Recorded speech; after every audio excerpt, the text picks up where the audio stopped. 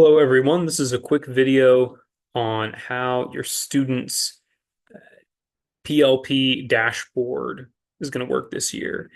I think I've shown this to most of you by this point. This is what the dashboard looks like, at least the first page of it. This is the to-do list. This is probably the list or the page that you'll spend the most time on. Um, You will have access to this along with your child, along with me. We're all going to be able to see it. Any edits that are made to it by anyone will be able to be viewed by all the other parties as well. I've gone through and I tried to input in any school holidays. So, for example, Labor Day and any days that don't have school. I tried to insert those into the calendar. On a typical week, we use this week as an example, you'll be able to see all of your child's daily tasks. Once they're done with that task, you just click the checkbox, move on to the next one. This column right here allow you to put in what time of day you want your child to do that task if you'd like. Um, Also, you could put down how long you want them to spend on that task. I'm planning on doing that already, right? Assigning a time requirement to each task, right? And if your child completes it earlier, then great. Then they can just move on to the next one.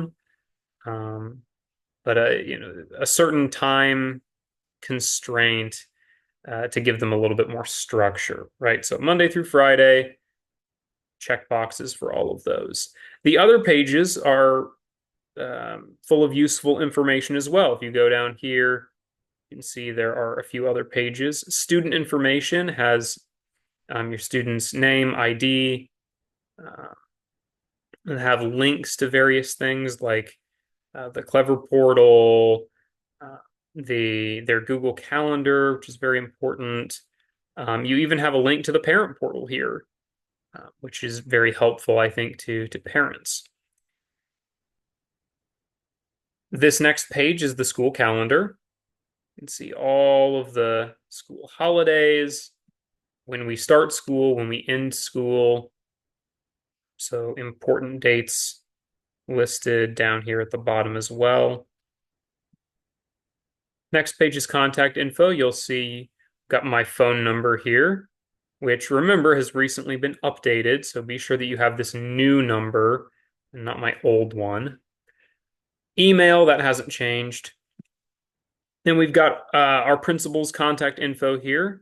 Miss Christy Benefield, phone number, email, and the school, the school's main office number.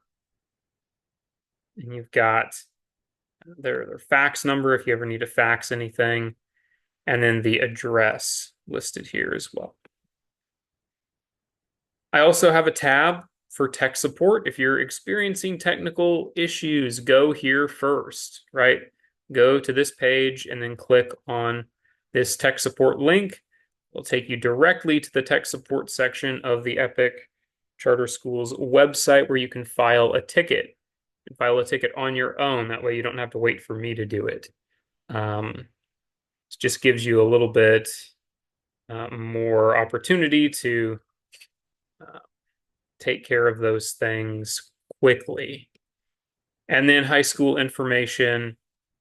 You can see here credit classification. This is something I get questions about all the time.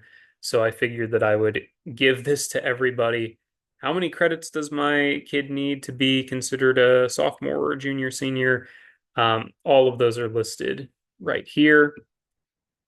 You can see that there's also links to some helpful resources for high schoolers.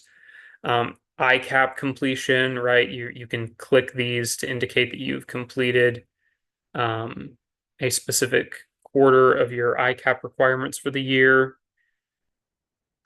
And then you can also see that I have here your CCA, College and Career Advisor. I haven't entered those in for anybody yet. In fact, all of these dashboards uh, I'm still working on a little bit, but hopefully by the time you see this video, um, you have a filled out dashboard, especially the to-do list here.